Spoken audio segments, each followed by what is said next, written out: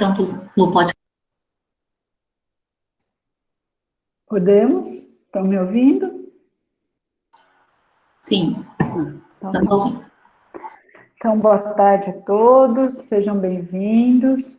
Para quem não participou ainda, meu nome é Luciana, eu sou docente do Departamento de Ciências Humanas e Ciências da Nutrição e Alimentação, o antigo Departamento de Educação, né, do Instituto de Biociências, e coordeno o projeto Movai, que envolve um grupo grande de alunos, envolve a participação de professores, e esse projeto tem por objetivo acolher os alunos de primeiro ano e auxiliar os alunos no processo de adaptação e de integração à vida universitária, né?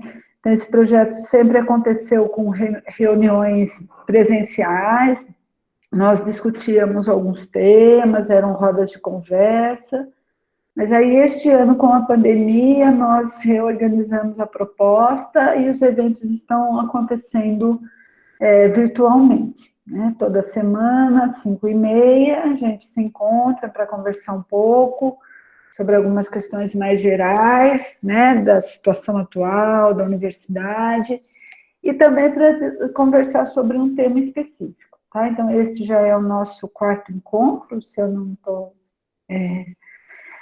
fazendo confusão, né, mas este já é o nosso quarto encontro, então algumas pessoas já participaram, outras não.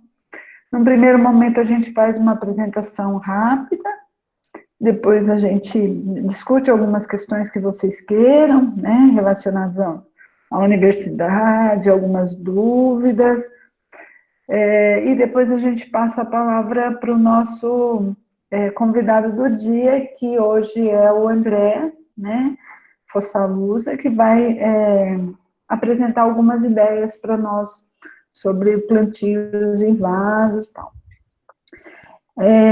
O grupo Movai, né, como eu disse, é composto por docentes e por vários alunos que representam os segundos anos dos diferentes cursos, representam o PET, representam a comissão de recepção, então a gente tem muita gente envolvida, né, para que a gente possa conversar com os alunos ingressantes, para que a gente possa fornecer algum tipo de acolhimento, mesmo que de forma virtual.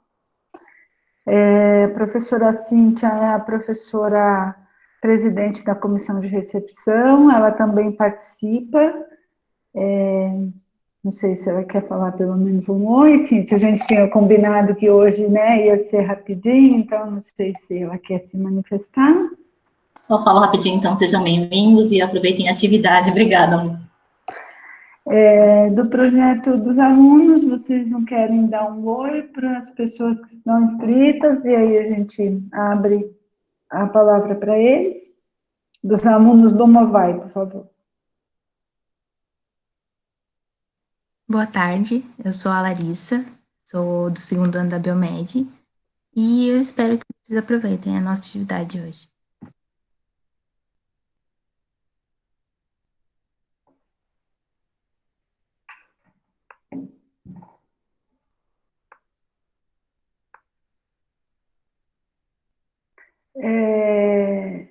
Quem não quiser falar, pode escrever pelo chat, a gente vai olhando também, tá bom?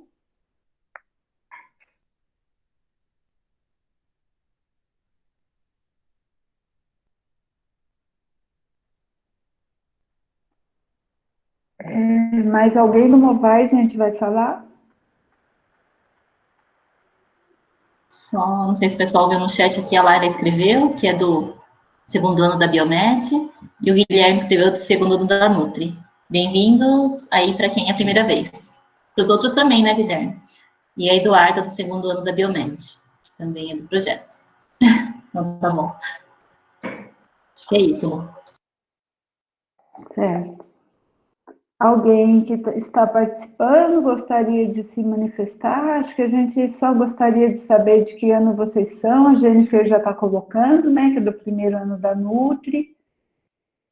Vocês poderiam colocar no chat só para a gente saber quem está participando?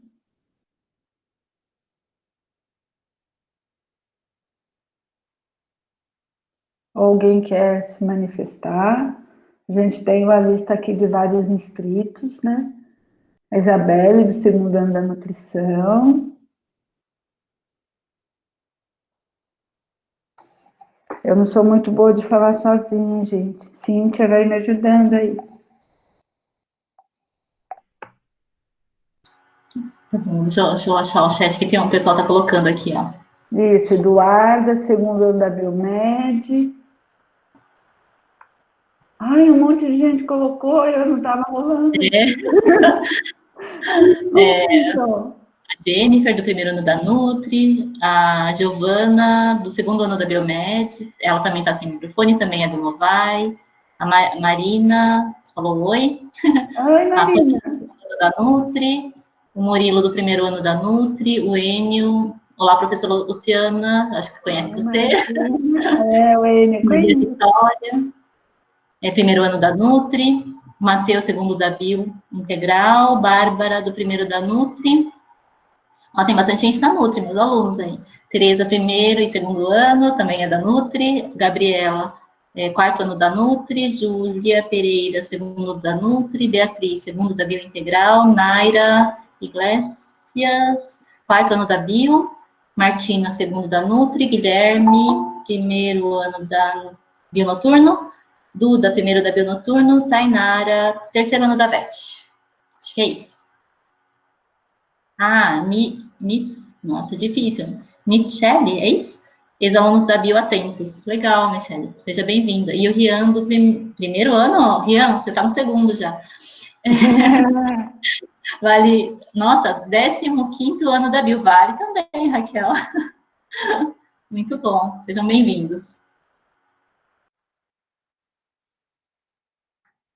Bom, esse primeiro momento a gente sempre abre, né, para ver se vocês, principalmente do primeiro ano, do segundo ano, se vocês têm algumas questões, se vocês querem tirar algumas dúvidas.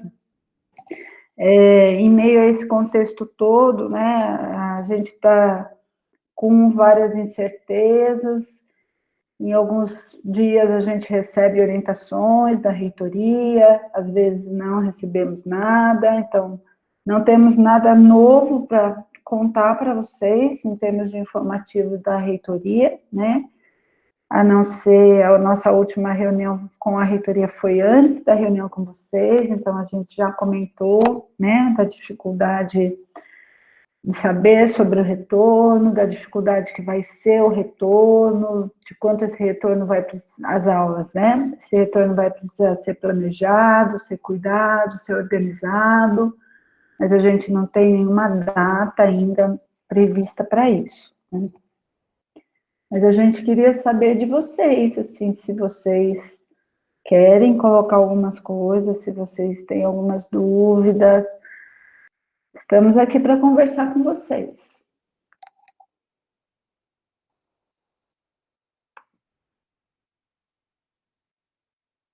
Se vocês quiserem colocar no chat, também a gente lê as perguntas e responde.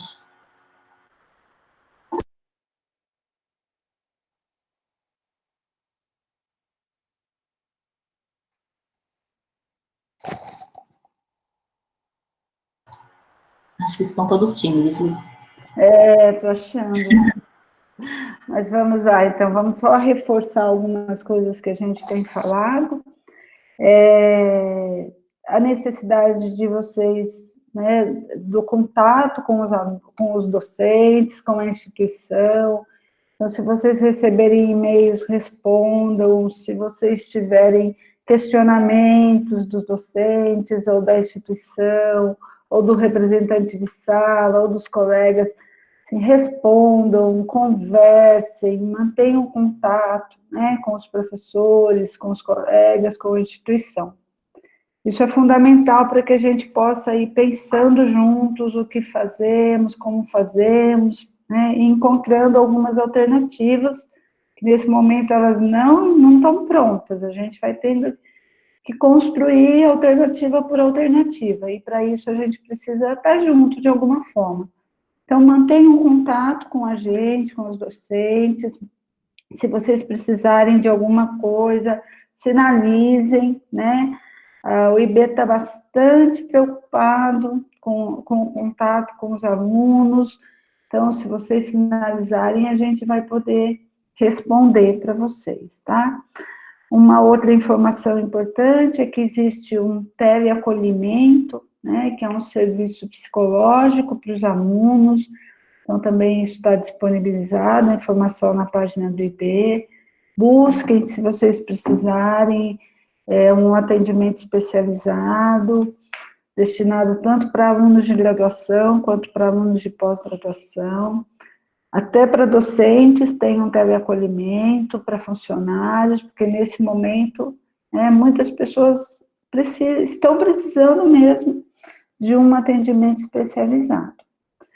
E uma outra informação é que o IB está promovendo várias lives sobre temas diversificados, né? Alguns emitindo certificado, outros não. Então, se vocês puderem também, entrem na página do Instituto, vejam que live vai ter. São temas muito diversificados, interessantes, relacionados à biologia diretamente ou não, à nutrição, à física médica, todos os cursos do IB. Então, procurem se manter ligados, né, às atividades do Instituto. Acho que é isso. Para quem não sabe, né, então a Cíntia já postou o endereço para o certificado e também a gente tem uma avaliação, né, que precisa ser realizada no final. A gente pede, então, que todos depois também entrem no site, eu já vou postar o site. E o site não, o endereço da avaliação, ou se a Cíntia puder postar para mim, Cíntia, antes que eu faça bobagem. Eu coloco, pode deixar. Tá. Então, a gente pede que vocês também façam a avaliação. Eu não sei se os alunos têm alguma informação que vocês queiram repassar, se a Cíntia a gente já conversou que não teria, né? Mas eu não sei se você quer reforçar alguma coisa. Se os alunos querem reforçar alguma coisa, dar alguma informação específica do seu curso.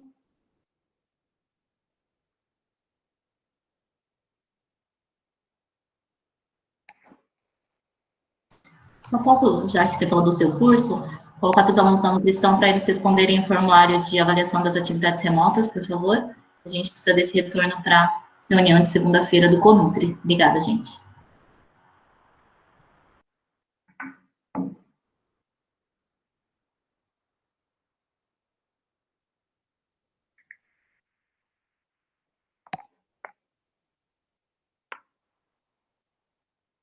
Tudo bem? As pessoas que estão participando tem alguém de Botucatu mesmo ou são todas de fora de Botucatu?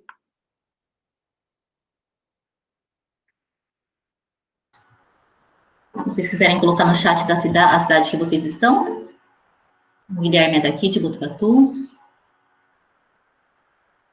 A Pamela é de Brotas, Maripurã, a Isabelle, Jaqueline de Jundiaí, Duda de São Paulo, Alessandra de Campinas, Bárbara de Bauru, Joyce de Botucatu, Murilo de Sorocaba, Raquel de Sorocaba, Matheus de Goiânia, Martina, legal, Martina de Osasco, Gabriela Porto Ferreira, Eduarda de Pindamonhangaba, Enio de Sorocaba, Vivian de Botucatu e Michele dos Estados Unidos, legal. Internacional participação aqui, Rafael de Botucatu, Guilherme de Campinas, Amanda de Santo André. Desculpa se eu passei alguém aí, porque foi rápido aqui que rodou. Mais alguém? Quer colocar a cidade? Eu sou de São Paulo, a Lua de Botucatu, é de Botucuda, Botucatuense, o Rian de São Paulo, a Amanda de Santo André, não lembro se eu já tinha falado, Guilherme de Campinas, Jennifer de Itu, mas agora ela está em Guape, em São Paulo, a Clara de Belo Horizonte, o Jonathan de São Pedro. Isso, nós temos bastante gente de fora, hein? A Tereza de Botucatu. Mais alguém, gente? Queria colocar aí, que não colocou? Acho que é isso. Tá. Quando eu vi Michele, eu falei, nossa, será que tem outra Michele ou é a Michele? É a Michele, né? Já de ex-aluna nossa há muito tempo, né?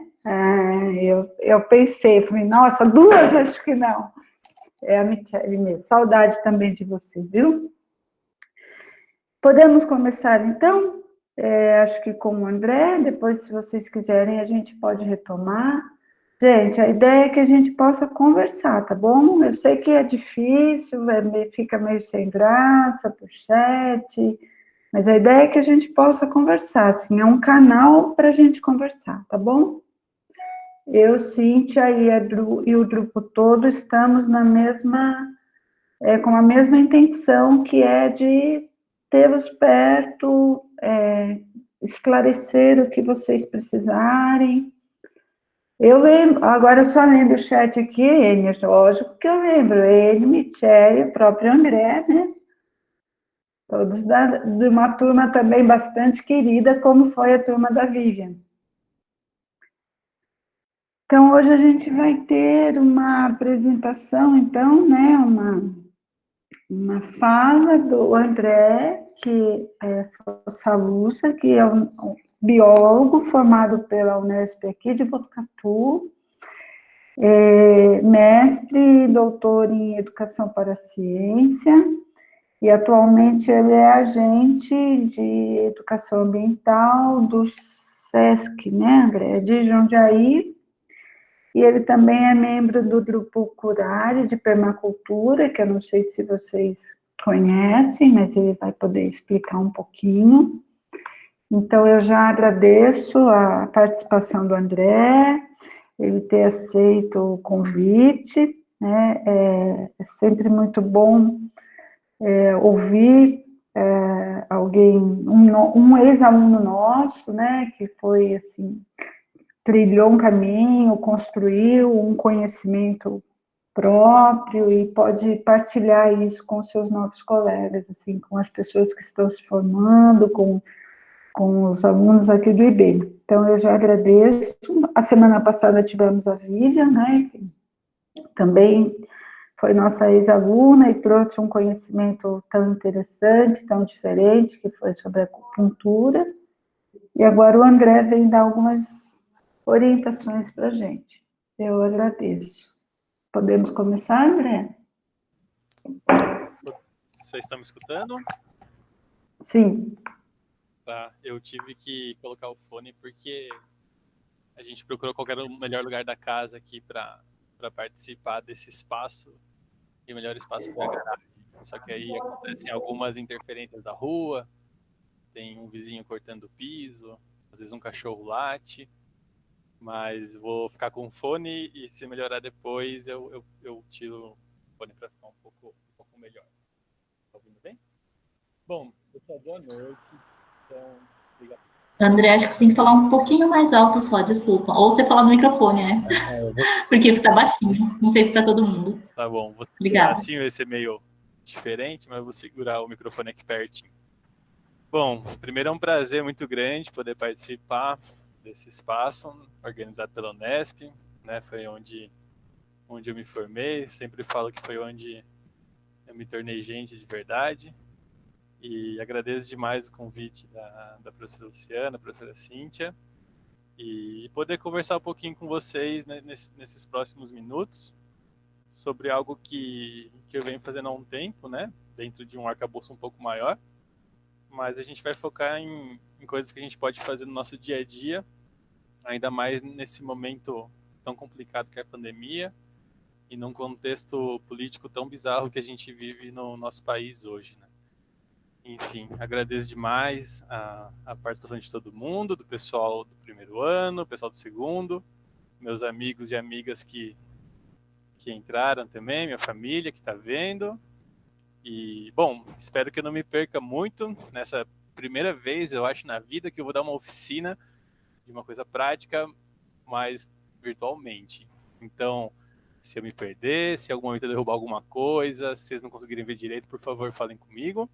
E também podem mandar mensagem no chat, que eu sei que dá uma vergonha danada falar no microfone e aparecer na câmera. Eu tô morrendo de vergonha, contando de medo também. Mas eu acho que vai dar tudo certo.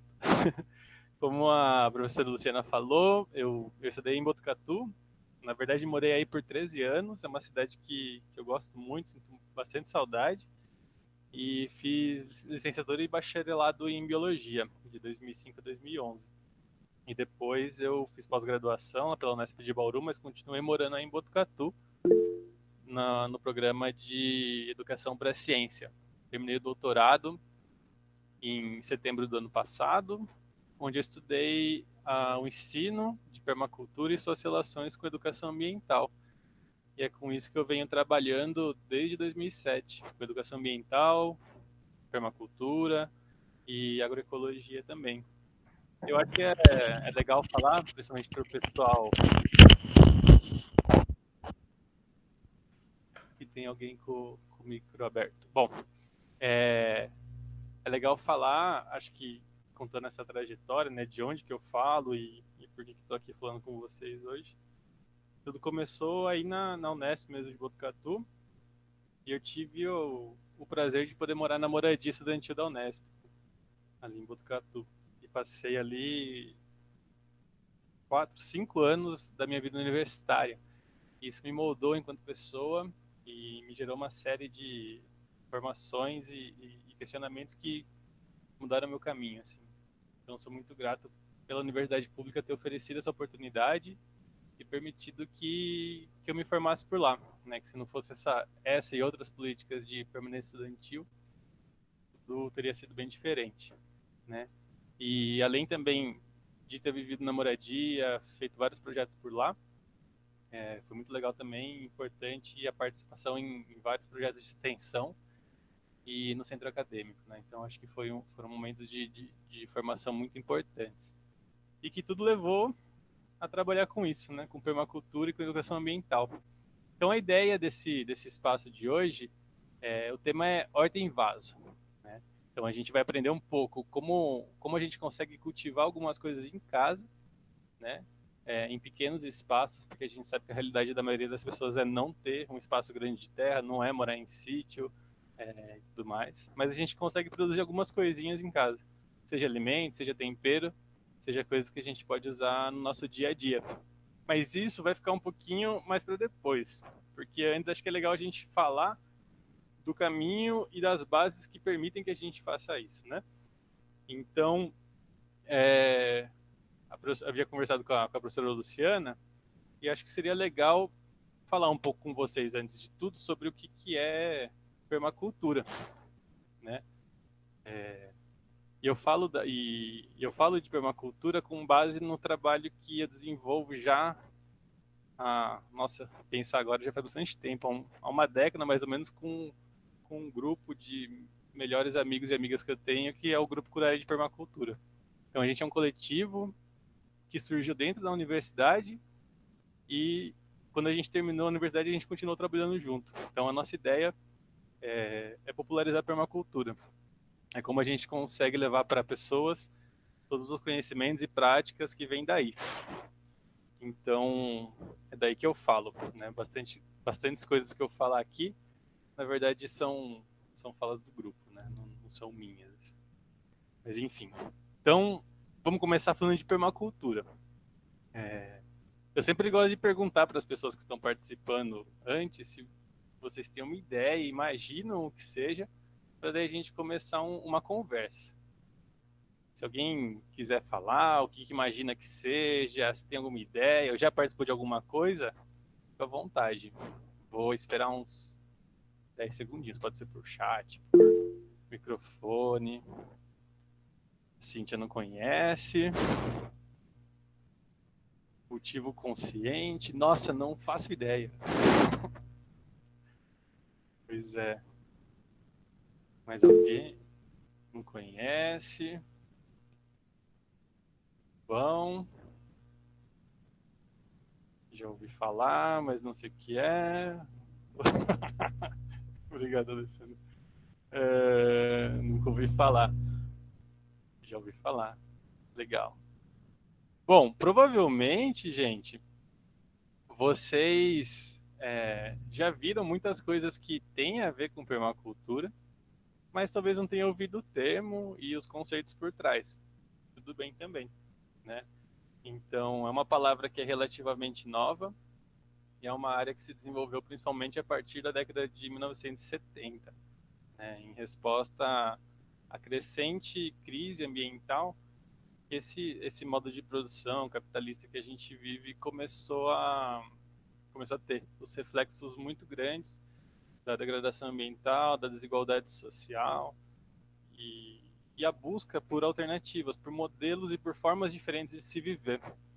A permacultura surgiu na Austrália, né, e foi criada por dois pesquisadores, o Bill Mollison e o David Holmgren, e ela nada mais é do que a busca pela criação de um sistema de planejamento, criação e manutenção de comunidades humanas sustentáveis ao longo do tempo. O que eu quero dizer com isso? É a busca por uma cultura que favoreça a nossa permanência no planeta e não a nossa destruição e a destruição do ambiente que a gente vive, como a gente vê no modelo que a gente está atualmente, né?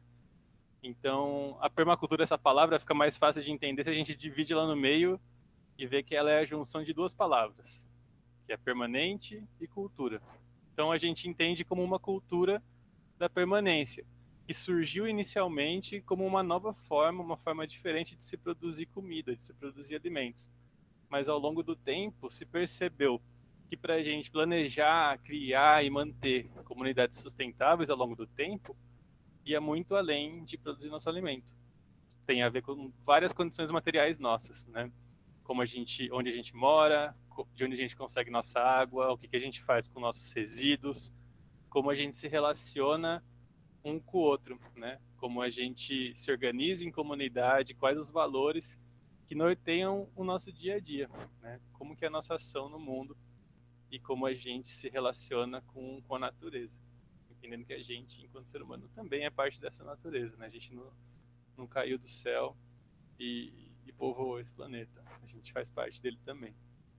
Bom, então, isso é mais ou menos permacultura.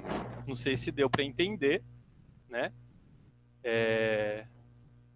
Eu vou até, cadê aqui, ó, colocar para quem gosta de ler.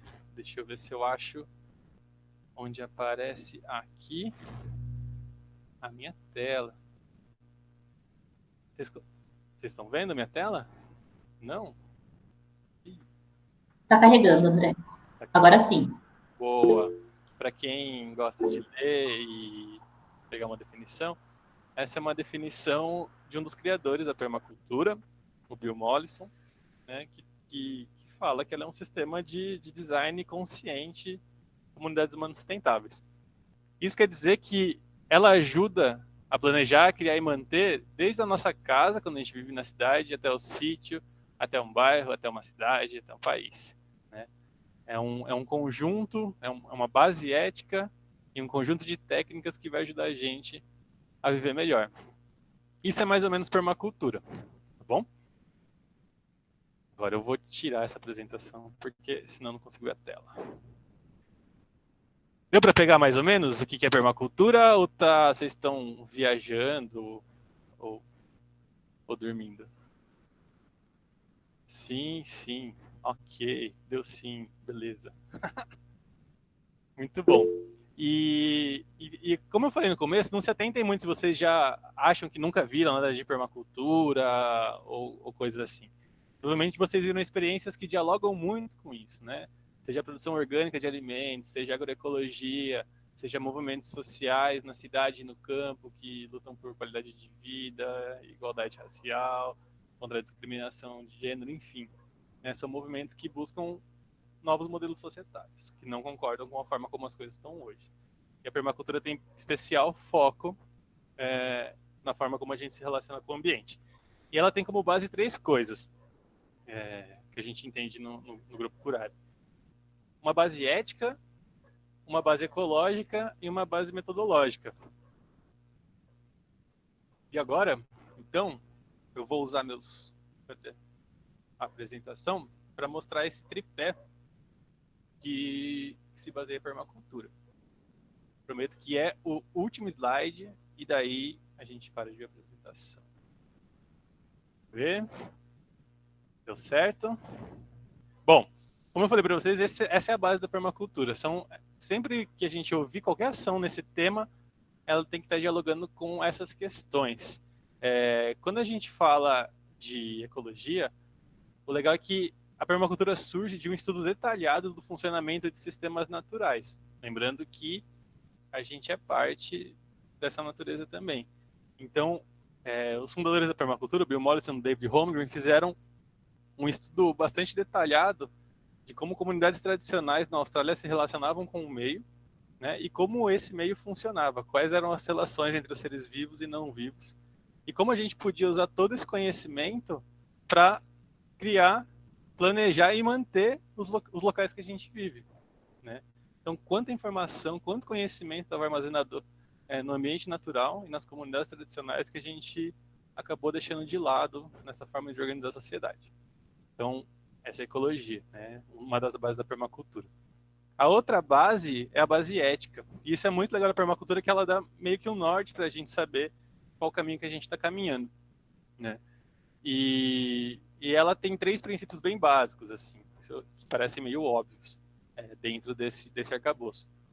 Um deles é o cuidado com a terra, entendendo que a gente tem que cuidar do ambiente que a gente vive. O outro é o cuidado das pessoas, porque de nada adianta a gente cuidar do ambiente sem se relacionar bem, sem ter um cuidado com a pessoa que está junto da gente ou mesmo distante. E o outro é a partilha justa. A partilha justa indica que essa lógica de acumulação, de lucro, de propriedade privada, ela não faz muito sentido. E a gente só consegue ter uma sociedade transformada quando as pessoas tiverem acesso às condições materiais, também não materiais, para se viver bem, né? Então, essas são as 3 bases éticas da permacultura. E por último, é um método de design, que é basicamente como a gente faz.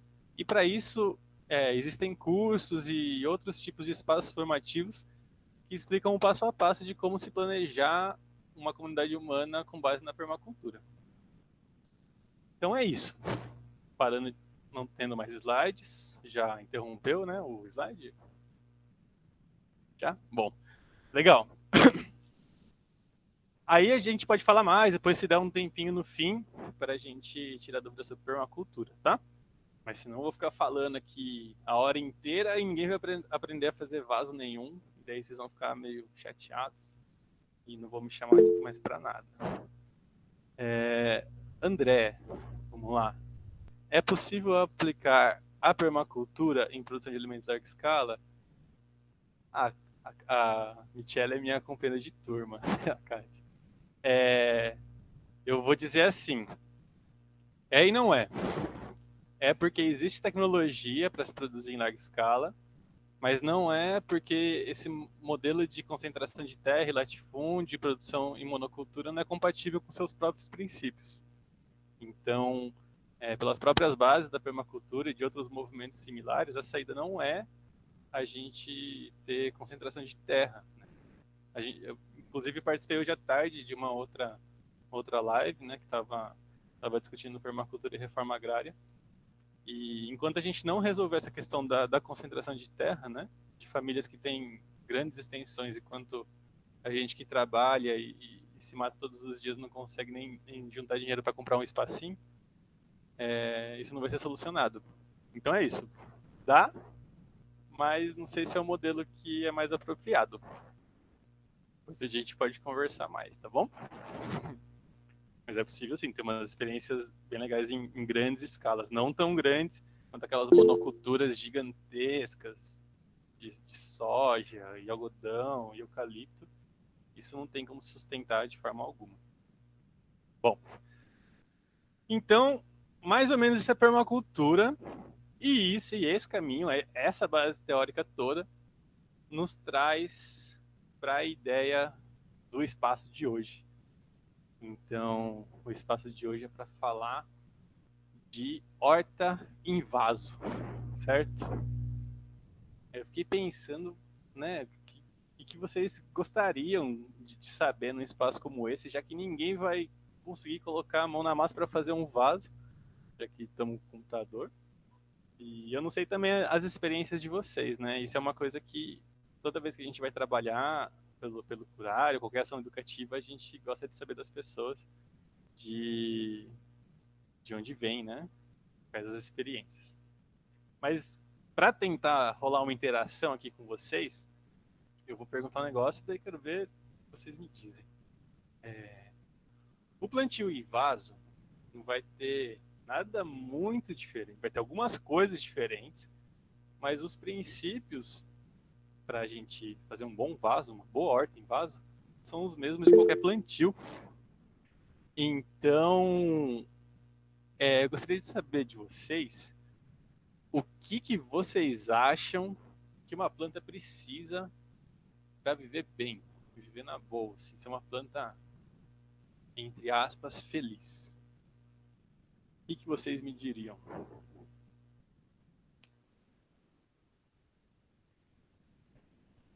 Por enquanto, a planta precisa de nada. Amor, água, terra, sol, nutrientes e água, água, sol e oxigênio, nutrientes, vaso, muito bom. Espaço para crescer, canteiro, sol, adubo, condições favoráveis. Muito bom, já tem bastante coisa. E basicamente vocês citaram tudo que eu havia separado aqui como o essencial para uma planta viver bem. Então eu vou só sistematizar isso para a gente caminhar juntos, tá bom? Não ser cuidado para mim, não, Mari, vai rolar. A gente vai ver certinho o que a planta precisa e pode ter certeza que vai funcionar. A gente tem que entender o que ela precisa, né? De forma geral, como vocês colocaram, algumas coisas são essenciais, né? Além do amor que a Alessandra falou, tem as questões também de ordem mais material, né? Então, lembrando que esses princípios valem para qualquer cultivo. Toda planta vai precisar de água, certo? Então, isso é algo essencial. E toda vez que a gente for fazer um canteiro, a gente tem que estar atento à umidade do local que essa planta está colocada, né? Tem algumas diquinhas que a gente sempre dá, e que todo mundo que trabalha com horta, qualquer tipo de plantio vai falar para vocês, que o ideal é nunca regar as plantas quando tiver muito quente, quando tiver muito sol. Então, as melhores horas de rega são no começo da manhã e no fim da tarde, para a gente manter nosso solo bastante bem úmido, né? Não pode estar encharcado, mas também não pode estar seco. Então, ele fica numa umidade legal para as plantas. Se eu estiver falando alguma bobeira, especialmente meus colegas de Curué que estão aí, por favor, me pare. Então, a água é uma coisa muito importante, essencial, que a gente vai ter que lembrar que é necessária para a nossa planta em vaso crescer bem, certo? Um outro elemento muito importante é a luz solar, né?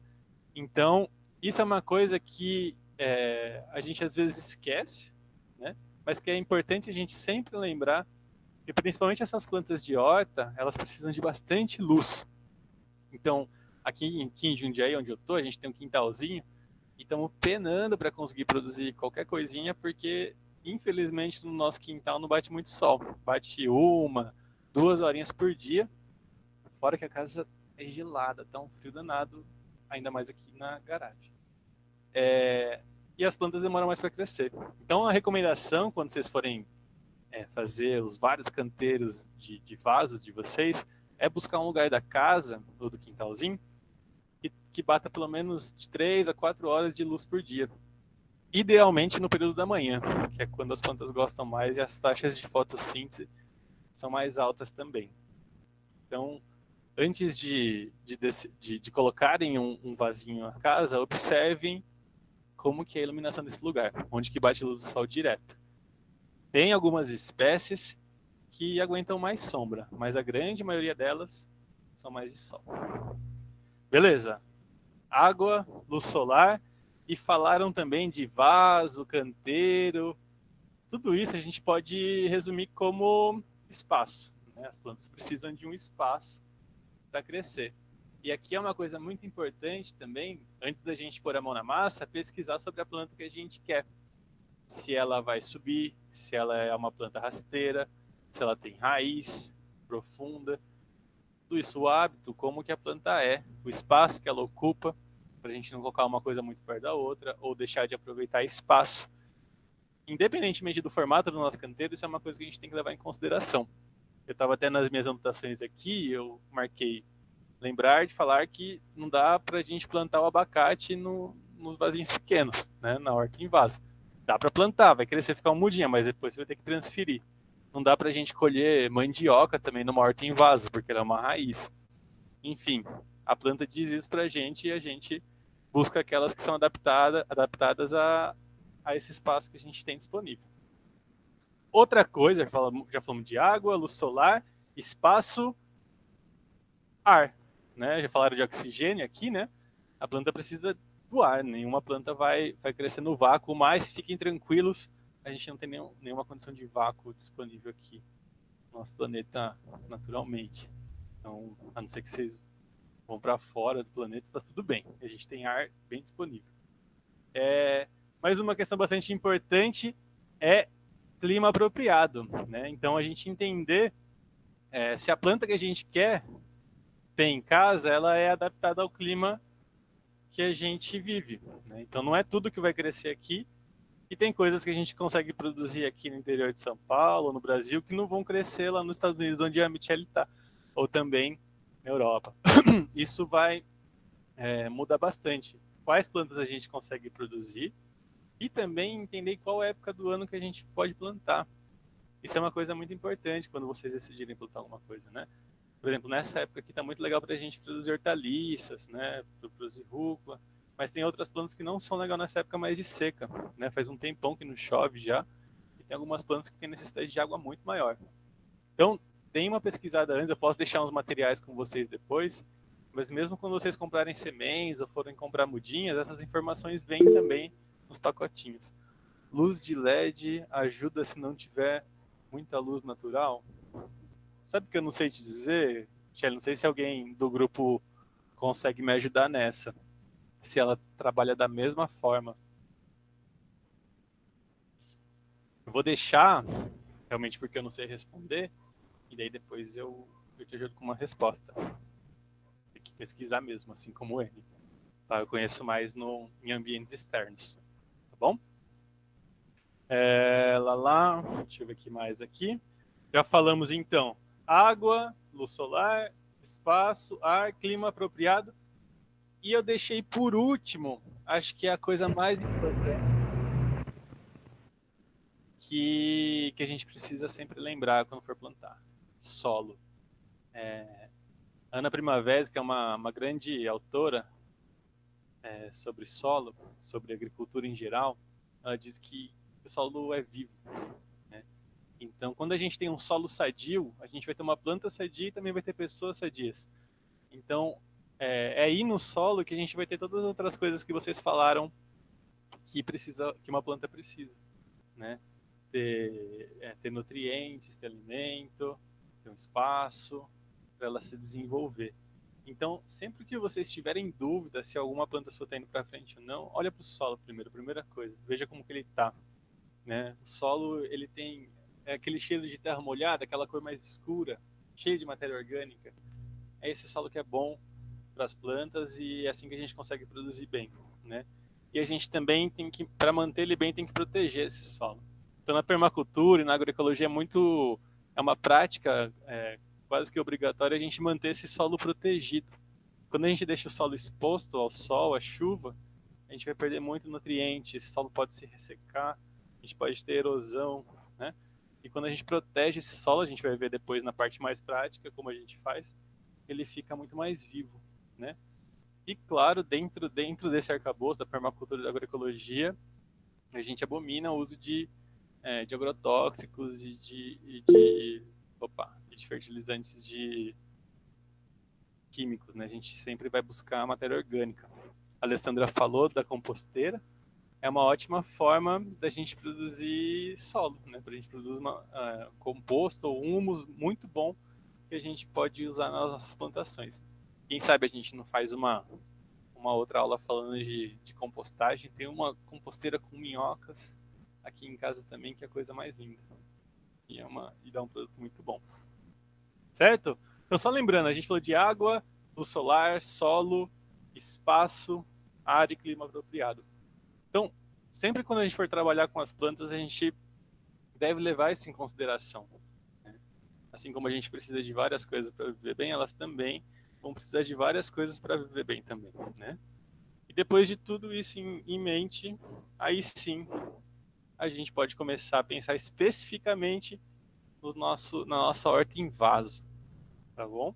Então, a ideia agora, se vocês não tiverem nenhuma dúvida, nenhuma reclamação, tal, é falar um pouco de algumas possibilidades que a gente tem no ambiente urbano, principalmente, reaproveitando muita coisa e sem precisar sair muito de casa, né? Que a gente tem que respeitar esse momento que, apesar de difícil, é necessário para a gente diminuir a velocidade de contaminação do Covid, tá? Então, minha companheira até brinca ou briga muito comigo porque eu fico pegando coisas na rua, em caçamba. Caçamba para mim é o paraíso, né? Ou também o cara que passa vendendo ovos. Em Botucatu tem um fantástico que vende ovos a R$10, enfim. Mas ele tem aquelas cartelinhas. Tem várias coisas que a gente pode aproveitar para fazer vaso, né? A gente não precisa comprar um vaso novinho. A gente, na verdade, qualquer recipiente que a gente consiga colocar um tanto de terra pode virar um vaso.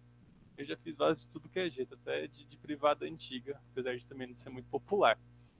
Mas aqui em casa a gente tem de tudo e é um pouquinho disso que a gente vai mostrar para vocês, tá bom?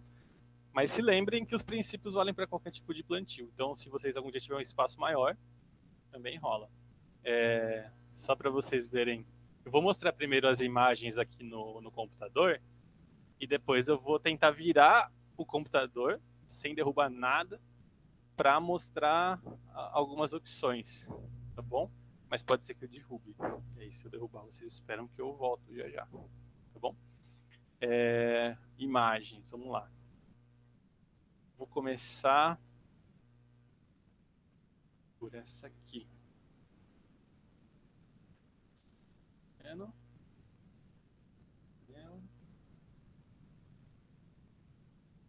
Tá aparecendo? Boa. Esse aqui é o quintal de casa. Né? O quintal de casa era de cimento e a gente queria ter um espacinho de canteiro. Não é um canteiro em vaso, como a gente vai falar, mas é muito fácil de construir. A gente achou uma casa que estava sendo demolida aqui pertinho, ganhou os tijolos. É legal que quando você pega essas doações que iam para caçamba, o pessoal fica super feliz que você está levando embora. E a gente foi buscando terra. Pegava saía um pouquinho, enchia um saco, trazia para casa, produzia um pouco da composteira, colocava. E com 20, 30 centímetros de solo a gente já está conseguindo produzir algumas coisinhas, mesmo sem muito sol.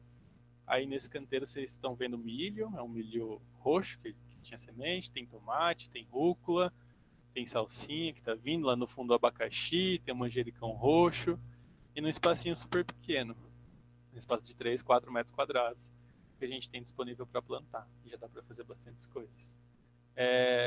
Tem algumas outras opções também que eu gosto de mostrar. Deixa eu ver. Saiu a apresentação, né? Que é... Deixa eu pegar aqui. Um minutinho só, gente. Que é um dos meus favoritos para coisas bem pequenininhas. Não é para horta, mas é legal de ver também. Esse aqui. Aquele tênis... Tá dando para ver? Aquele tênis velho, que não tem mais como doar para ninguém, não tem mais conserto, tá com chulé danado, a gente consegue reaproveitar também. Dá pra gente fazer canteiros de suculentas e outras plantas bem pequenininhas. Então, virou canteiro, né? Era um objeto que estava já sem utilidade, que a gente não ia conseguir doar para ninguém, nem reformar. Então a gente aproveitou para fazer um vasão. E ficou bonito e depois de um tempo o chulé some também. Esse aqui é um vaso normal, né? Que a gente vê. Mas esse também a gente achou. E já colocamos algumas coisinhas também. Vou mostrar para vocês depois. Esse que vocês estão vendo mais comprido é a cebola. A gente comprou cebola no mercado. Deixou só o núcleo dela. e ela brota de novo. Então, mesmo que a gente não consiga colher cebolas mais para frente, porque o vaso não é muito grande, a gente tem essa cebolinha, né? Entre aspas, que a gente pode ir usando. A gente tem também salsinha, e ali no fundo, se eu não tenho nada, é uma Major Gomes. Então, espacinho bem pequeno. Esse daqui é um material que o Curari fez, que é aproveitando garrafas PET e também canos. Apesar de a gente ter algumas restrições e não recomendar muito o uso de PVC, dá para usar também e fazer canteiros verticais, né? Enfim, tem várias opções só para mostrar para vocês que a gente não precisa comprar coisas para fazer horta. A gente pode usar o que tiver disponível, dependendo do nosso contexto, né? A gente sabe que não são todas as pessoas que têm as mesmas condições de ter acesso a material, mas também a gente consegue bastante coisa. E a nossa imaginação acaba sendo um limitante. Então, a gente consegue encontrar bastantes materiais se a gente às vezes só muda o olhar, certo? Bom, então agora eu vou fazer essa parte que é a mais difícil dessa história toda, que é mostrar alguns materiais. Eu queria que vocês fizessem comigo, né, mas não vai estar rolando, aqui em casa. É por isso que a gente fez na garagem, porque é uma possibilidade alta de eu derrubar muitas coisas. Primeiro eu vou mostrar para vocês, não sei se vocês conseguem ver aqui certinho, mas depois eu posso mandar um esqueminha para vocês verem. Gosto bastante. Ah, não está dando para ouvir? Estão me ouvindo melhor agora? Então? Sim, André, melhorou bastante. Beleza. Parece que o pessoal parou de reformar a casa aqui na frente, aí agora dá para eu não usar o microfone, eu me sinto mais à vontade também. Bom, vou falar primeiro para vocês, eu aprendi isso com o meu colega do Curari, o Rafael, foi a primeira vez que eu vi. É um vaso chamado de vaso freático. Não sei se vocês já ouviram falar desse esqueminha aqui, e se conseguem ver direito pela câmera. Mas é um vaso muito legal, e tem até umas opções mais tecnológicas hoje em dia que se vende, mas a gente consegue fazer em casa, utilizando garrafa PET. Então, eu vou desmontar ele aqui, só para vocês verem as partes que compõem. O que eu precisei para fazer esse vaso foi apenas uma garrafa PET de 1,5 litro, 2 litros, e a gente faz um corte nela dividindo em duas partes. Na parte onde fica o funil, a gente coloca um tecido, fechando aqui a base e também ficando um rabinho aqui para baixo. E nessa parte que é a parte, o suporte, a única coisa que a gente vai fazer é uma abinha, que eu vou mostrar para vocês depois no esquema. E daí eu encaixo isso aqui, e eu vou ter o meu vaso freático. Por que ele tem esse nome? Porque o legal é que a água aqui vai manter essa terra úmida, ela vai subir por capilaridade, e a gente não vai precisar ficar regando muito. Para quem está começando a fazer seu plantio, às vezes a gente esquece de regar e a planta sofre muito. E com esse esqueminha, a gente consegue manter o solo com uma umidade muito boa, né? A esqueminha é super simples, né? A gente às vezes pensa, nossa, precisa de algo muito tecnológico, né? Aquela viagem toda. E se a gente entende o princípio, a gente consegue produzir um negocinho bem simples. Cadê a garrafa vazia? Inclusive aqui tem uma que tá para fazer, não é uma garrafa de nada, é só com o paninho aqui para não esquecer. Então, o passo a passo é esse, é cortar a garrafa, né, para a gente dividir ela em duas, e depois colocar a abinha. Vaso freático, depois eu mostro na tela um esquema para vocês, tá? Lembrando que nada a gente ter água, escolher bem a planta. O pessoal está perguntando aqui se tem que ser um tecido específico. Desculpa, não ouvi? Se tem que ser um tecido específico para colocar. Não. É pano mesmo, pano velho que a gente não usa mais, né? Tem gente que recomenda o bidim, que é um tecido específico para isso, mas não tem necessidade não, é aproveitar mesmo que a gente tem, tecido que a gente não usa mais. Isso que era pano de chão, né, que eu acabei usando. O importante é só que tenha essa conexão entre a parte de baixo e a parte de cima, né? Que daí que a gente vai fazer?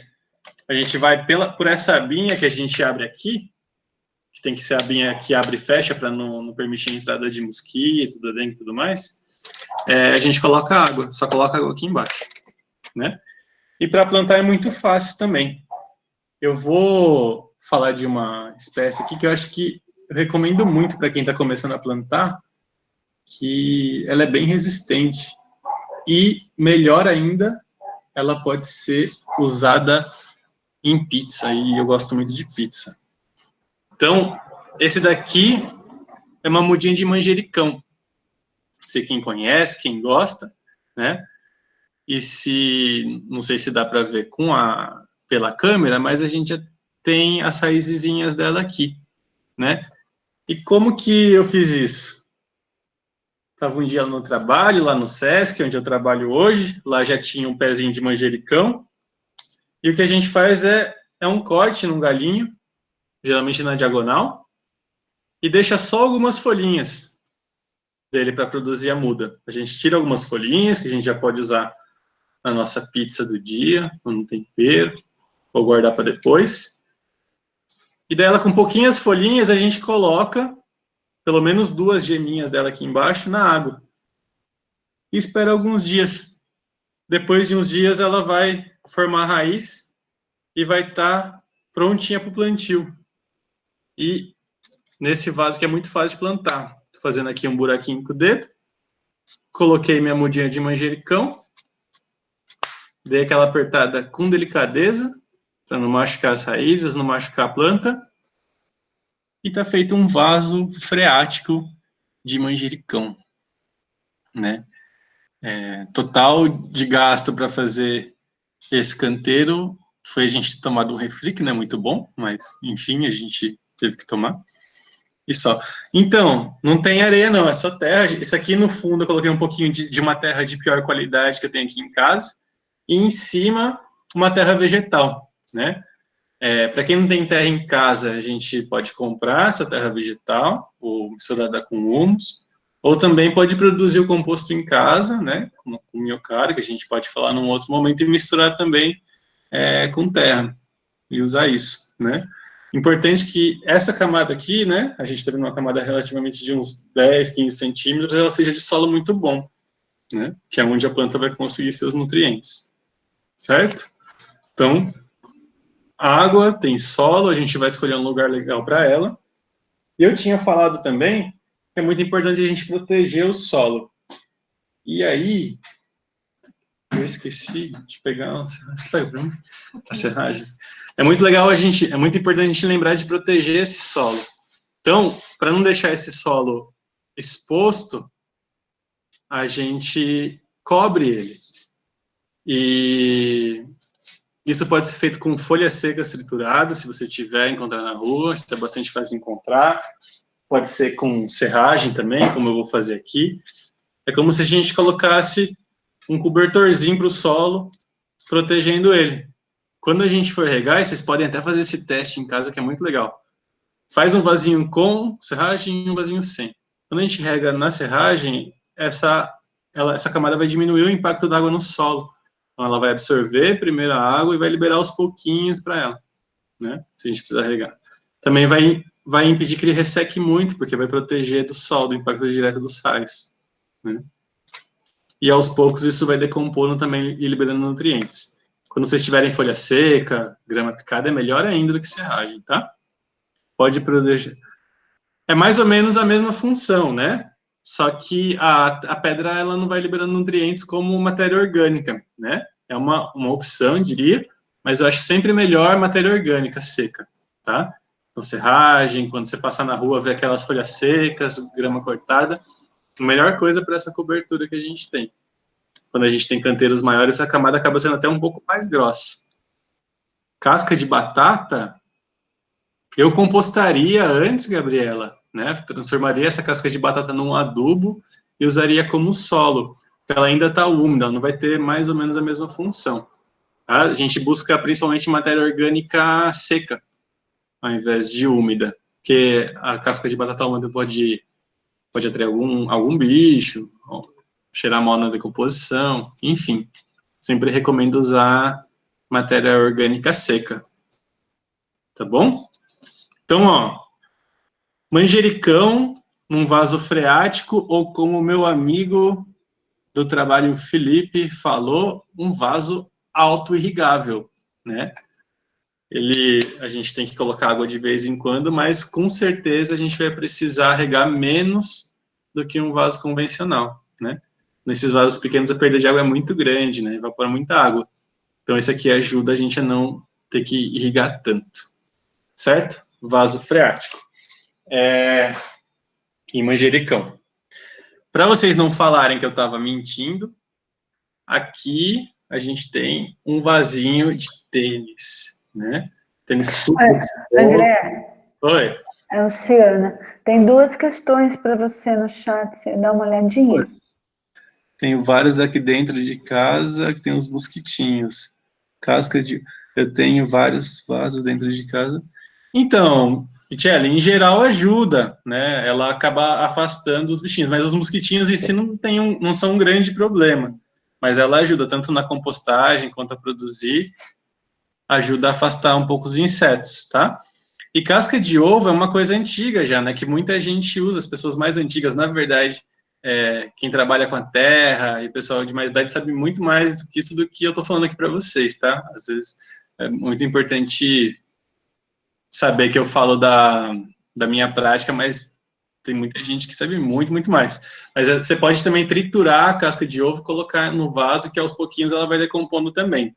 Eu não acho que ela vai ser tão eficiente na proteção do solo quanto a matéria orgânica seca, mas é legal também, tá? Não vai atrapalhar. Como é que a gente sabe que está na hora de regar essa auto-irrigação, né? Então, sempre você pode colocar o dedo embaixo da serragem e ver como está o solo. Se você sentir que ele está seco, já é o momento que a gente precisa de mais água. Ele não vai poder ficar encharcado, mas ele tem que estar numa umidade boa, assim, que se a gente pegasse uma amostrinha de solo e apertasse, ele não ia escorrer, mas não ia estar seco também, né? E ao longo do tempo você vai percebendo o que é um solo com uma umidade legal, tá? Ele não vai estar encharcado nem seco, beleza? Então, esse aqui é com tênis. E eu queria mostrar para... Puta, esse vai ser difícil, hein? Vou tentar virar o computador aqui para vocês verem outra coisa. Vamos ver se funciona e se eu não vou derrubar nada. Não sei se vocês conseguem ver aqui, eu tinha falado antes, mas aqui é a nossa sementeira, né? A gente reaproveitou aqui a caixa de ovo para plantar algumas coisas que é melhor a gente fazer numa sementeirazinha antes, que a gente pode ter um cuidado melhor, proteger do vento, proteger da chuva forte, e depois transferir essas mudas para um vaso definitivo. Então aqui tem várias coisinhas plantadas, tem coentro, tem pimenta, se eu não estou enganado esse daqui é quiabo. Então a gente fez uma sementeira aproveitando a caixa de ovo e colocando algumas sementes, tá? Posso mandar para vocês depois um esqueminha para a gente entender como faz, mas não é nada muito complicado. A gente só vai preencher essa caixa de ovo com terra vegetal de boa qualidade. Tem gente também que usa vermiculita ou outro material. Acho que só com a terra vegetal já é suficiente. E daí a gente coloca os bercinhos das nossas sementes. Deixa eu pegar um exemplo aqui para vocês, ó. Essa daqui é uma sementinha de cabotiá, que eu aprendi com o meu amigo Enio, que está aqui. Se eu estiver errado, você me avisa, que cabotiá é abóbora em japonês. Então, a gente não precisa falar abóbora ou cabotiá, que seria como se a gente estivesse falando abóbora. Então, é cabotiá. Se a gente for plantar essa sementinha aqui no nosso sementeiro, ou em qualquer vaso, a gente faz um buraquinho de mais ou menos 2 vezes o tamanho dela. Então, se ela tem 1 de tamanho, de altura, a gente faz um buraquinho de 2. Coloca ela ali e recobre com terra. Esse esqueminha funciona para a maioria das sementes, né? Tem algumas que são bem pequenininhas, que são bem difíceis de plantar, mas eu recomendo muito para vocês, se vocês tiverem um tempinho, a possibilidade de passar por essa experiência de ter uma sementeira, né? a sementeira, você vê as plantas crescendo aos pouquinhos, você fica esperando, dá uma expectativa danada, porque elas têm um tempo para germinar, né? Tem algumas que levam 3 dias, tem outras que levam 5 dias, 7 dias, 9 dias, e de repente ela desponta. Daí você cuida bem dela e depois transfere para um vaso maior, tá? Então, vaso freático é uma opção, a gente pode aproveitar também as caixinhas de ovos, já viram de tênis também, mas que não funciona para tudo. A gente pode usar algo bem simples, que não é tão durável, mas que funciona também como caixinhas de leite, né? Então, a gente pode cortar essa caixa e aproveitar para fazer o vaso, sempre lembrando que qualquer vaso é importante que tenha uma saída de água para não ficar muito encharcado, né? A gente pode usar canos, mas a gente não recomenda muito usar PVC, que ele pode liberar algumas substâncias que são desreguladoras endócrinas, então usar canos que não são feitos de PVC também tudo bem. Mas, mais ou menos, o princípio é o mesmo, né? A gente vai precisar de uma camada de solo, sempre de 10 a 15 centímetros no mínimo para uma planta crescer, e daí ver o espaço que ela vai ficar, cuidar da água, né? Ver se esse solo está protegido, e escolher bem a espécie. Eu não falei muito aqui, não sei se vocês têm dúvida disso também, mas eu queria dar algumas sugestões para vocês de coisas que a gente pode plantar em casa.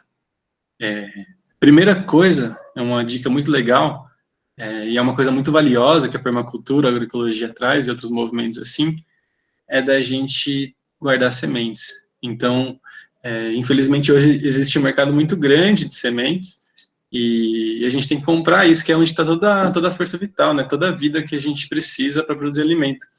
Então, quando vocês comprarem alguma coisa no mercado, na feira, aproveita para tirar sementes das coisas também. Então, aqui, ó, na minha mão, tem as sementinhas do mamão, né? Aqui na outra mão também. Então, isso aqui é de meio mamão, mas tem semente aqui para várias plantinhas, né? Tem também de melão, que a gente comeu, a gente guardou. Tem da cabotiá, como vocês falaram, a gente tirou de pimenta, enfim. Semente é uma coisa muito valiosa, então pode guardar sempre que vocês tiverem. Outras coisas que são muito legais também de plantar e que apropriadas para pequenos espaços são alface. Você pode comprar mudinha ou fazer a semente na sementeira e depois transferir. Demora entre 60 e 90 dias para a gente produzir alface. Legal demais de ver. Rúcula é uma coisa muito legal, muito fácil também para quem está começando. De 40 a 50 dias, ela está pronta, né? Por quanto tempo a gente pode guardar a semente? Olha, isso varia muito de espécie para espécie, mas o legal é ela estar bem armazenada, num pote bem fechado, né? Vê se antes não tem nenhum bichinho junto com a semente que você pegou, e deixa ela armazenada num pote fechado. Tem gente que coloca na geladeira, tem gente que deixa numa área bem fresquinha, protegida do sol e da umidade. Aqui, a gente guardou nossas sementes em vários potinhos de M&Ms que foram descartados, que a gente encontrou. Então, a gente guardou aí para elas ficarem bem protegidas de insetos. Caruncho é um grande problema para quando você deixa essa semente exposta, e o sol também. Então, vai variar muito de espécie para espécie, mas ela dura bastante tempo, tá? Então, fiquem tranquilos. E daí, a gente usa as sementes que a gente está usando agora, tem mais de um ano guardadas aqui em casa, porque eu não tinha espaço para plantar antes. Outra que eu recomendo também, dependendo do vaso que vocês forem usar, André, posso plantar a partir... Pode plantar a partir de um pedaço de batata doce. A única questão da batata doce, Luciana, é o espaço. Lembra que é um dos elementos lá. A batata doce, ela precisa de um canteiro para ela se espalhar, né? E conseguir produzir. Então, vocês podem até plantar a batata doce num vaso freático. Ela vai brotar, vai ter as folhas, mas provavelmente você não vai ter batata doce depois, né? Ela precisa de espaço. Tem alguma regra de quantos centímetros no solo deve plantar a semente? Então, Marcela, tenta lembrar dessa ideia de ver o tamanho da semente, tá bom? Então, por exemplo, sementinha de mamão, que é bem pequenininha, eu faço um buraquinho de mais ou menos 2 vezes o tamanho dela, né? E daí coloco ela lá dentro e cubro. Não pode ficar muito profundo, mas não pode ficar muito superficial também. Então, se ela tem meio centímetro, eu faço um buraquinho de 1 centímetro e cubro. Tem umas que são tão pequenininhas, tipo de alface, é quase uma película de solo que a gente põe por cima. De cenoura também, dá até medo de pegar semente, de tão pequena que ela é, tá? Deixa eu ver, é possível cultivar quiabo em vaso? O que você diria? Olha, eu nunca plantei, é uma planta um pouco maior, né? Tenta fazer, se for fazer num vaso um pouco maior, no vaso freático, acho que ficaria muito apertado para ele. Mas se você encontrar um vaso mais ou menos assim, rola, tá? O quiabo, ele lembra de como é a planta, né? Ou estuda como ela vai subir e cresce bastante, né? Tem até aquele ditado, né? Produz muito, né? Quiabo é muito, muito vigoroso. E eu posso plantar com sobras em pedaços em pequenos vasos? Sim. Então, Luciana, dá para plantar algumas coisinhas. A batata doce que você falou dá. A gente pode aproveitar, se você comprar cebolinha, por exemplo, no mercado e ela vier com a raiz, você pode deixar só a basezinha dela, deixa em alguns dias e planta de novo. Ela vai começar a rebrotar. O manjericão, como eu mostrei para vocês também, é facinho de tirar a muda. A gente está fazendo cebola aqui também. Quando você comprar cebola no mercado, deixa só aquele núcleo dela, aquela partezinha no meio que está ligada à raiz, e se a gente deixa isso na água e planta depois, ela começa a germinar e produzir uma cebola nova. Tem algumas coisas que você consegue plantar e depois vai ter que transferir, né? Tipo gengibre, açafrão, a gente consegue plantar. Alho, a gente consegue colocar, mas talvez depois você tenha que transferir para um vaso maior. Alho poró, minha grande amiga Vivian falou, né? Até cenoura, tem gente que, quando vem com a folha, corta, deixa só aquela partezinha de cima, espera ela soltar a raiz e coloca de novo. Então, tem várias opções. Para quem está começando, né, tem umas coisinhas que são muito mais fáceis, assim. Rabanete, se você conseguir semente de rabanete, é maravilhoso. De 30 a 40 dias, você já tem rabanete plantado. Não tem problema em cultivar diferentes tipos de planta no mesmo espaço? Então, pode ter problema e pode não ter, Eduarda. Tem algumas coisas que a gente fala que dão muito bem juntos, que são chamadas de plantas companheiras. A gente tem algumas tabelas, algumas indicações de plantas que se dão bem. Um canteiro maior, né, que funciona muito bem, é quando a gente planta tudo junto, milho, feijão e abóbora, né? Esse é um cultivo típico, né, já super tradicional, de 3 coisas que crescem juntos. Tem algumas outras plantas que são antagonistas, que elas não se dão bem umas com as outras. E daí é uma pesquisa simples que a gente faz para ver qual planta dá bem com a outra. Por exemplo, uma coisa que eu recomendo é nunca plantar no mesmo vaso qualquer outra coisa e hortelã. Hortelã é uma planta que cresce muito rápido e ela vai tomando espaço da outra, né? Mas você pode combinar no mesmo vaso uma planta, por exemplo, que é mais rasteira, que vai aproveitar essa porção mais próxima ao solo, e uma planta que cresce um pouquinho mais, né? Ou combinar uma raiz também. Enfim, a gente pode brincar com isso de ir ocupando esses diferentes estratos. Então, a gente tem combinação de espécies, tem combinação de espaços, né? Na agroecologia e na permacultura, a gente foge um pouco dessa lógica de que as plantas estão competindo por alimento, né? Que é uma competição que uma vai querer destruir a outra. Na maioria das vezes, essas plantas vão conviver. Se a gente tem um solo de qualidade, iluminação, água suficiente, elas tendem a crescer muito bem juntas, tá? Então, dá uma pesquisada depois sobre plantas companheiras e plantas antagônicas, que tem bastante informação legal, certo? Deixa eu mostrar para vocês aqui, ó, a parte da cebola. Essa daqui é uma cebolinha.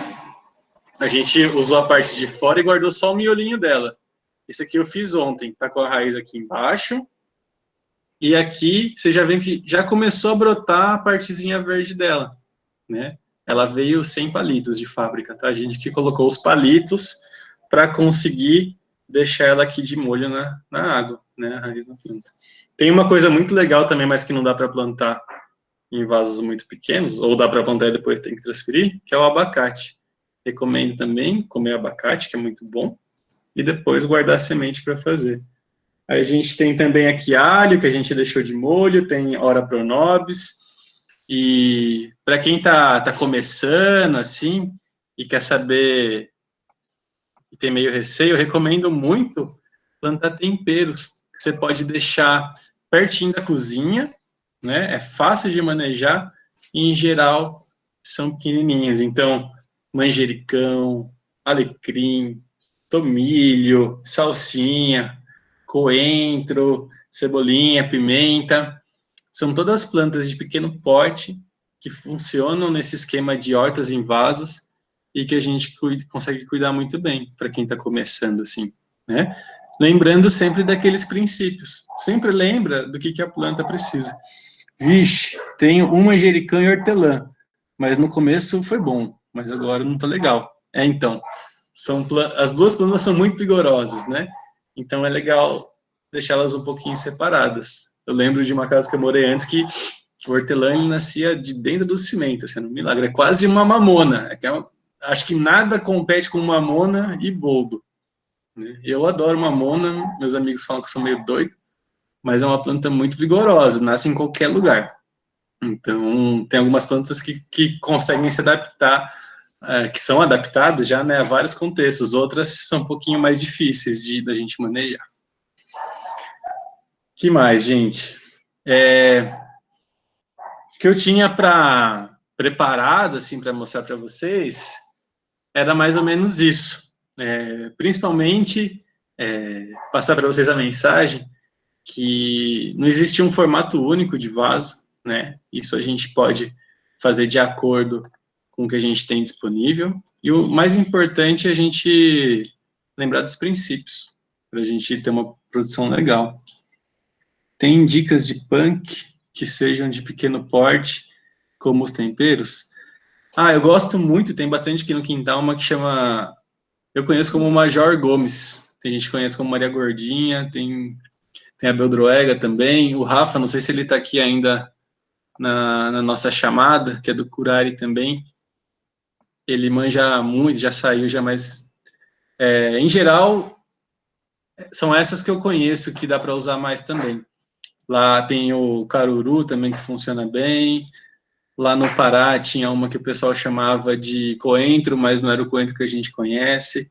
A questão Martina, pesquisa sobre a característica da planta, né?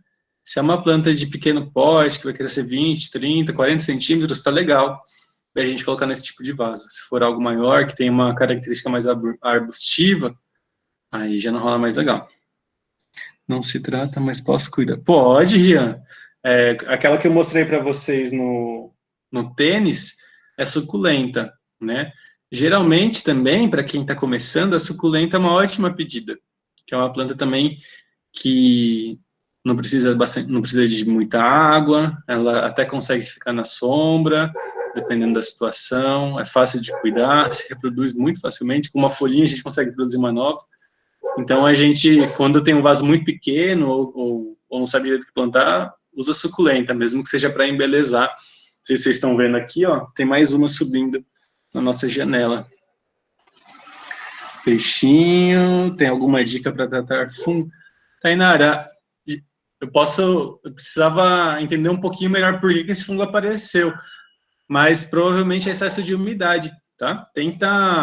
Pode fazer uma troca de solo, mesmo deixar essa planta mais no sol, que esse fungo tende a desaparecer. É porque ele gosta de ambiente muito úmido de sombra. Se ela pegar sol, provavelmente ele vai regredir. E daí você consegue deixar mais espaço para sua planta. Tá?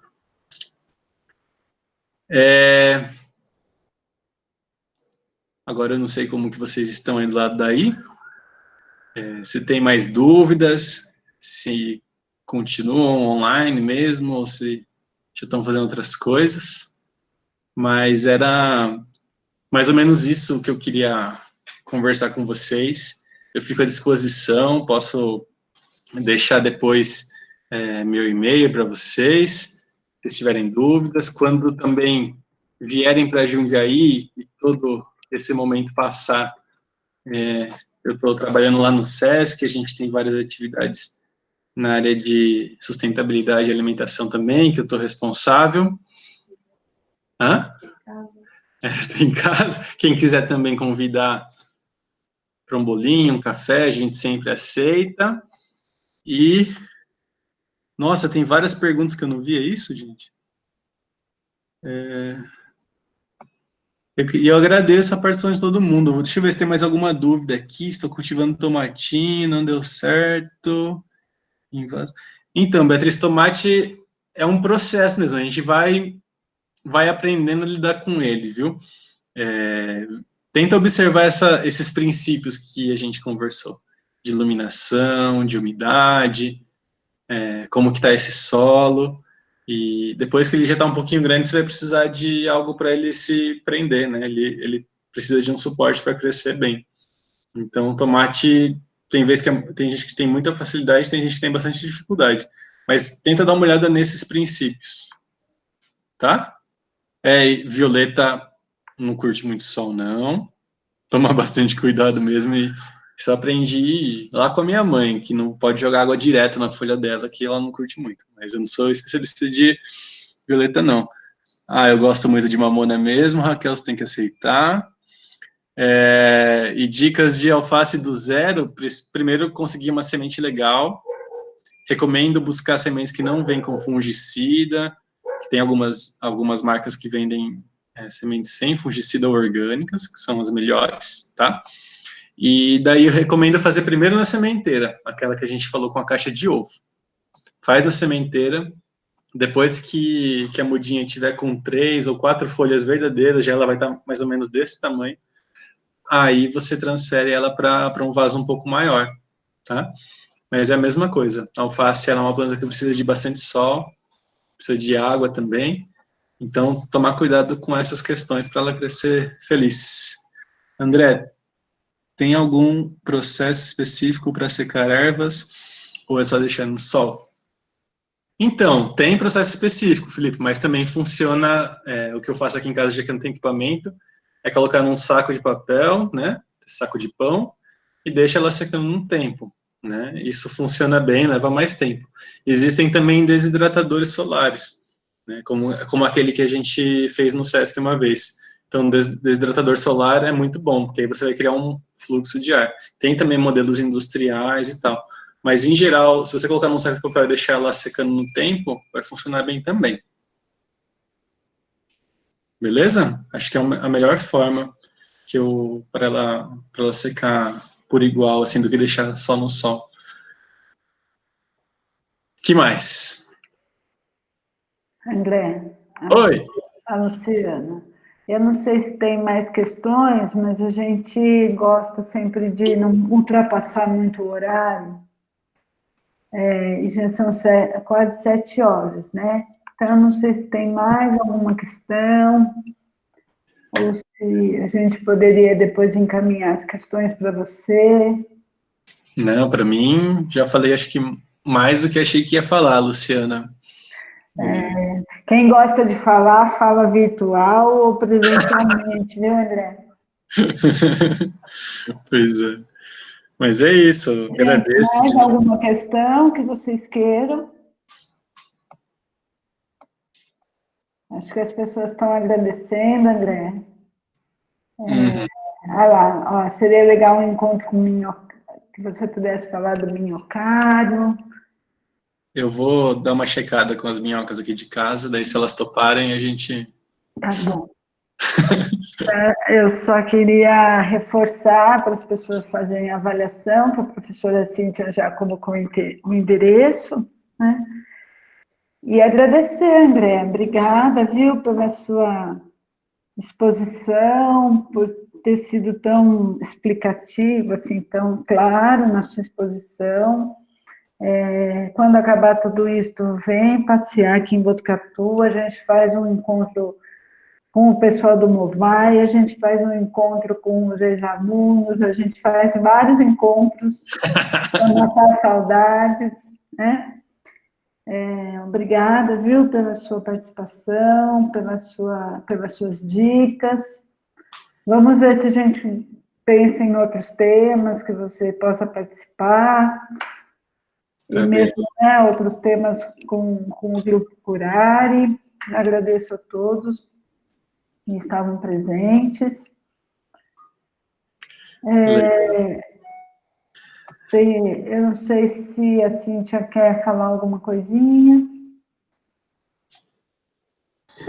Não, na verdade, só agradecer o André. Obrigada, André, por compartilhar essa experiência muito legal. Eu acho que todo mundo gostou muito. Obrigada.